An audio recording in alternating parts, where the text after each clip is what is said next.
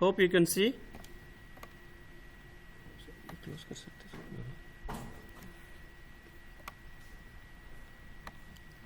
Sorry for the interruption. Please.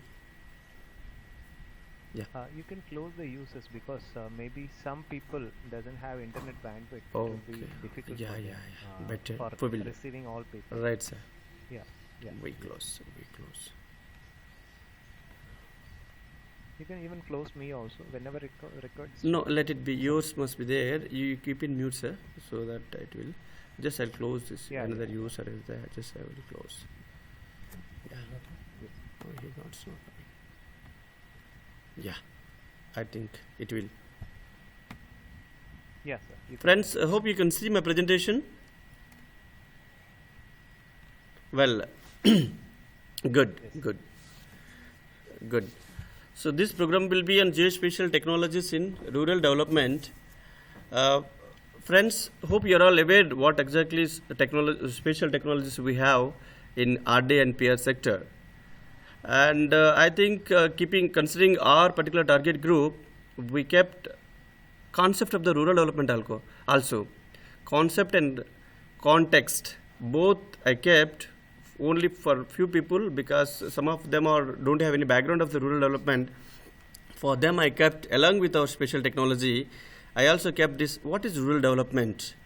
And then what context in rural development has come, where we are, right? So for that I kept, don't bother all, I think 80% knows about the rural development. You are all the functionaries of this particular RD. You are all aware. Yeah, as you all know, the soul of India lives in its villages, where it quoted by Mahatma Gandhi, father of nation. So from that I am starting what exactly the rural development. The concept of rural defined by different agencies differently. A rural concept, no, that like World Bank has defined separately, or many agencies defined separately. But if you see rural urban, how you can derive or classify it. A settlement is called rural if it is satisfy the following criteria. कोई एक गांव को आप rural बोलना है तो these following criteria has to be there, like everyone aware that which is not declared under a statutory act of government law as urban, like municipalities, corporation, and cantonment board, town committee, etc. And second one is criteria is settlement which has population sizes below 5,000. And third criteria is the population density should be less than 400 per square kilometer.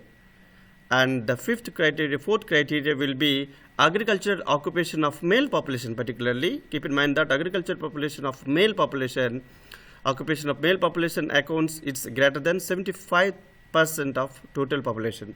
So that then you can say the rural has been like, starting with it must be declared under any statutory act, and second one is size of the population, third one is density of the population, and then the fourth one is the agriculture occupation of male population. These four has to be considered to call it as a rural. And then development, once you come to the development, again it's not a concept of growth directly.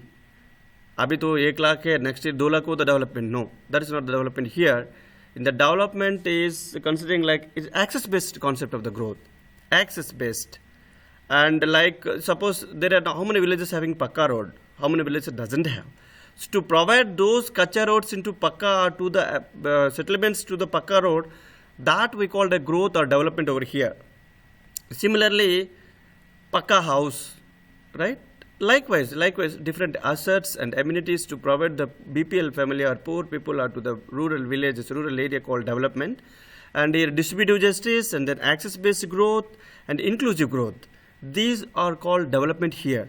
As we have number of programs over there, wage employment programs we have, and asset creation programs we have, right? Likewise, number of programs we have which we see in the development sector. It should be access based. Basically, the growth or development will be measured over here, access based, distributive justice, and inclusive growth. In India, we have major problems in India, like poverty is the bane of our Indian economy. That's the biggest problem, in fact, the poverty. The poverty in rural areas, I think it was measured like 2,400 calories person per day, and in urban it is 2,100 calories person per day. And as per the official estimate, more than 26% of our population lives in BPL, that is below poverty line. And there are different estimations was there. And initially there was a committee with the chairmanship of Sri Suresh Tendulkar. He was estimated around 37% of our population under BPL. So with this, the committee has they have taken different measures. The methodology, like indicators of different indicators they have taken under their methodology, like health, education, sanitation, nutrition, and income. These are the indicators have been taken to measure the poverty, and then they estimated around 37% BPL families were there in rural sector. So there are four major reasons of the poverty in India, like unemployment and underemployment. Lack of development in agriculture. We don't have any scientific tools and technologies in the agriculture sector. That is another major reason for poverty. And illiteracy and lack of skills, which is, of course, the high level of reason you say that reason of the poverty in India, the illiteracy particularly, and lack of skills, and increasing population, which is, I think we are going to dominate China by 2025 as per the statistics we're talking. So these are the major reasons for poverty in India, like population and illiteracy and lack of skills, lack of development in agriculture sector particularly, and unemployment and underdevelopment. These are the four major reasons of poverty in India. And the need of rural development to overcome all this, like as you are all aware that in India is a country of villages, having around 70% of the population lives in villages. 70%, now it comes under 68 point something, but around 70% population lives still in the villages, in the rural area. So it's required more concentration on the development of rural area, isn't it? To develop a nation. That's what it was telling. The development in rural areas will aid the rapid development of the nation, which is quote by M.G. Mahatma Gandhi. For in the second slide you might have seen. So you have to develop rural area if you want to see the nation development. Just I'll skip. These are all common things, friends. I'm not going deep in that. And the list of rural development schemes and programs which we have, these are the major schemes I kept. I think friends 80% to 90% aware that the biggest program in India is MGNREGA, which is a wage-based employment program. Job card will be issued, and then it's an act. In fact, NREGA is an act where you have to provide 100 days a manual skill, right? Manual labor, manual work of unskilled manual work has to be provided 100 days. The act has been made. This is the biggest program in India to provide wage employment. And then second one is the Prime Minister Awas Yojana Gramin. For housing purpose we have this in the rural area to convert all dilapidated and kacha houses into Paka houses. And another one is skill based to enhance the skill, like DDGK scheme is there. And we have PMGSY, Prime Minister Gram Sadak Yojana, for creating the rural connectivity to provide Paka road where population is having 500 in plain area, where the population having 250 or more in hilly area, with the settlement area having Kacha road. So those settlements can be covered under this particular scheme, Prime Minister Gram Sadak Yojana, to provide Paka road. And we have National Rural Livelihood Mission, Day NRLM we have. It will provide particularly for concentration on self-help groups to provide livelihood, self-employment it will provide. Whereas NREGA will give wage employment, the NRLM will provide the self-employment. And NSAP we have, this is National Social Assistance Program to provide different pensions under this scheme in India. And we have Urban Mission where it will provide all urban amenities in the rural area. They have done it as a sector or cluster based, and still it has to be enhanced but not covered entire nation. The Urban is a new scheme in fact. And SAGI we have, that is Sansad Adarsh Gram Yojana. Like Swachh Gram we have, Swachh Bharat we have, and Gram Swaraj Abhiyan we have, right? There are number of programs we have, friends, which are I maybe not covered many, but these are the major programs I covered over here. And these are all rural development schemes and programs which is going on in India.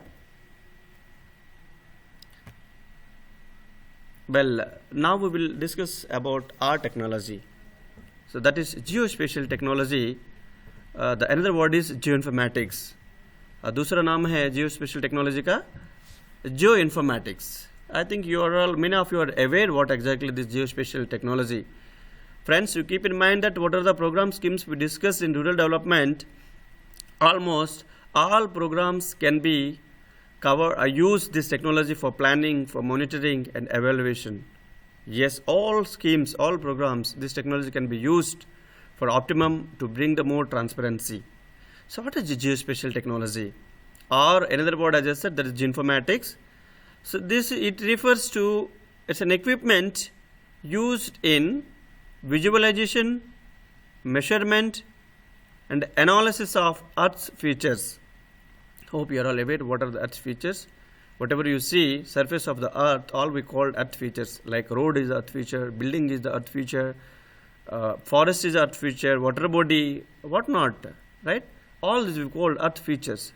So this technology refers to an equipment. Geospatial technology is an equipment used in visualization to show something, to show off the Earth features, to visualize of Earth's features, and to measure, to visualize and to measure. This equipment, special technology will be used in visualization and measurement.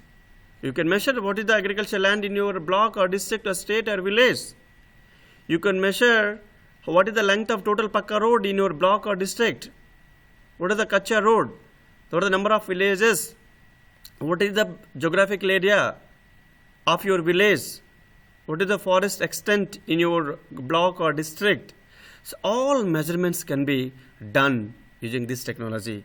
So this space technology is being used in equipment for visualization of Earth features and measurement of Earth features and also analysis of Earth features, like where we have, how much we have, right? Analysis you can do.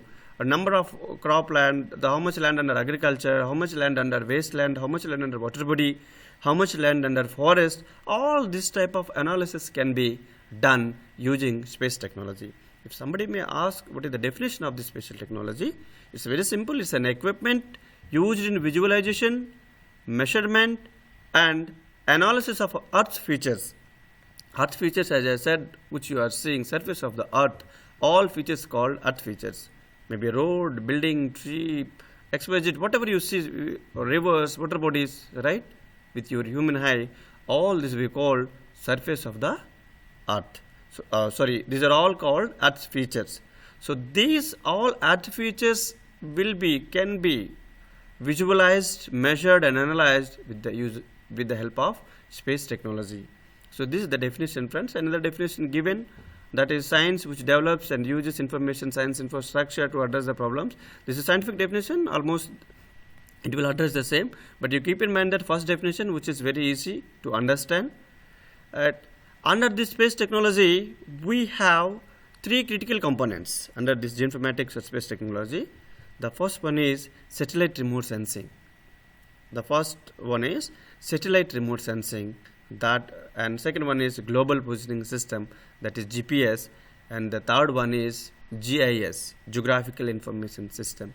So we have three critical components in spatial technology and geoinformatics. Of course, we have many more technologies under this particular geospatial technologies, like geodesy, cartography. We have many more, and aerial photography. But the major critical components is satellite remote sensing and global positioning system, that is GPS, and geographical information system, that is GIS. All these three components called geoinformatics or spatial technology. I repeat once again, this will help, it will be used, all these three, or the spatial technology is used in visualization to show, maybe in the form of map, in the form of graph, in the form of table, and to measure. As I said, area, length, etc. can be measured, and analysis, how many we have, what we have, where we have, all this analysis of Earth's features can be done with the help of space technology. Keep in mind that all these three will be used: visualization, measurement, and then analysis of our Earth's features. Basically, it will be used.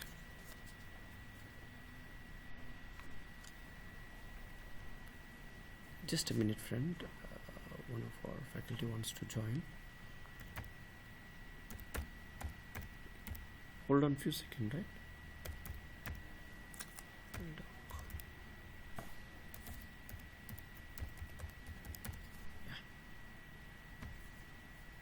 I'm sorry.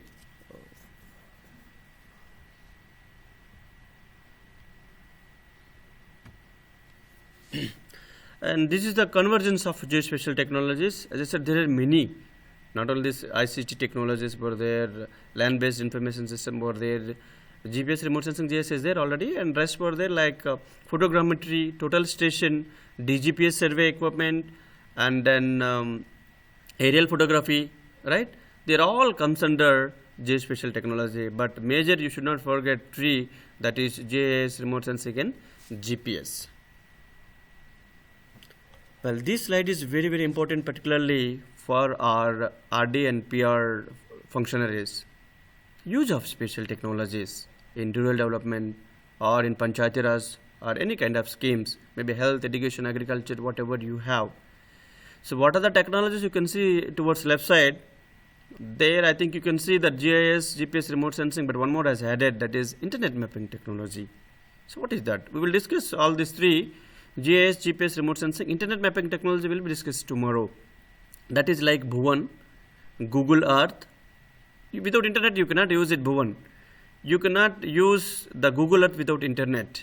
You cannot use our Gram Manchitra without internet. So these four technologies, including internet mapping technologies, will help us in rural development sector in different ways, right?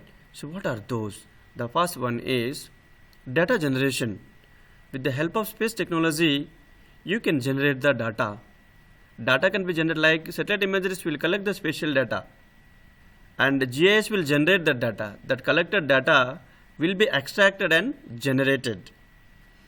And second one is, and also we have GPS also data generation tool. It will collect the data. And the GIS itself is a database management system, so it will generate and hold the data. It will analyze the data. We will see one by one what exactly this is in coming slides. But the purpose is, first one is data generation, and with the help of space technology, you can map it. As you are all aware, basically these technologies will help us. All the assets or features will be mapped. Mapping can be done. Various maps, thematic maps can be prepared, and other political maps can be, and administrative maps can be. Different mapping can be done with the help of space technology. The another use of this technology is planning, which is very, very important in our rural development and Panchayati Raj.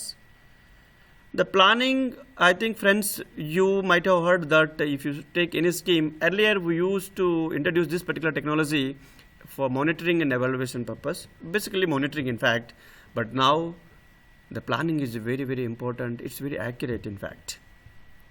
Like in the NREGA, you might have seen that the GIS mapping, GIS based planning for NREGA scheme, and urban GIS based planning.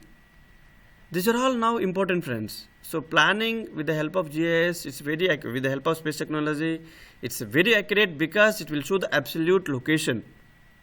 As we have two types of locations, absolute and relative location, that absolute location will be indicated and will be shown in the planning by the space technology. Graphically it will show with the help of latitude and longitude, and also with the other non-spatial alphanumeric data will be integrated together in the planning. So you can see the plan exactly where it is on the earth. It's going to happen. Suppose in 2021 plan, if I prepare space-based planning, I will show where I will prepare the Pakka roads under PMGSY scheme in my block. Where I am going to create my NREGA assets in my village, Gram Panchayat or my block, that graphically I will show with the help of latitude and longitude. So how it help us? Really, if you plan spatial planning, it will bring more transparency. You might have heard that you used to see that many people, whenever we do the planning, we are proposing suppose 1 crore rupees for a 1 Gram Panchayat. Will it approve all 1 crore? No. Will be approved by maybe around 70 lakhs, 50 lakhs, 60 lakhs. Why? Because the approving authority doesn't have more transparent information or data with them, the reliable, authentic data with them. He cannot see really that much water bodies were there or not in his block or district, in his state. Similarly, how many kacha roads exactly he don't know. There may be statistics, but visually he is not sure that this money is required. And with this, in India, what we used to do is in the planning next year we will increase the number. If really we need 5 kilometers of Pakka road, we made it 10 kilometers because they'll give approve 50%. So to overcome all these errors, to remove all these errors, the space technology will help you a lot. Exactly, it will tell you where should be what and where exactly you are going to develop. Really, it's required or not planner, that your planner, your approving authority can able to decide before approving that particular plan. Really, it's required or not. Really, that much population is there. Really, kacha roads were there. Really, this many water bodies were there for innovation under NREGA scheme. Scheme-wise, they can compare it. If you have the special planning, so he can able to approve 100% of financial assistance according to your authentic information and transparent data. And this particular special technology also will be used in monitoring and evaluation, friends. The monitoring, I think you might have seen the many mobile applications for geotagging purpose. So once you go for geotagging, it's nothing but monitoring of those assets, right? So monitoring of assets will be done through geotagging. Where you have the latitude, longitude value from the field, simply you will take the photo of those assets and you will send it. So without going to the field, people can able to see while sitting in the office what's happening over there in the field. Time to time, every 1 month, 2 months, 3 months, one can check it.